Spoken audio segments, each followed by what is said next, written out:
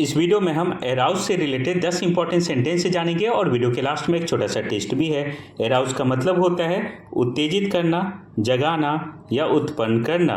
First sentence है brave actions arouse respect, sad movies arouse emotions, music can arouse happy feelings, his words arouse hope in everyone, good stories arouse interest in readers. Next sentence है puzzles arouse thinking, prayers arouse peace in mind, good books arouse imagination, games arouse excitement in children, freedom stories arouse pride in India. अब आपके लिए एक छोटा सा test भी है। एराउज का हिंदी मीनिंग क्या होता है? दो ऑप्शन है, रास्ता रोकना या उत्तेजित करना। सही आंसर वीडियो के कमेंट सेक्शन में बताना है। बेसिक लेवल का स्पोकन इंग्लिश बिल्कुल फ्री में सीखने के लिए इस चैनल को आप सब्सक्राइब कर लो।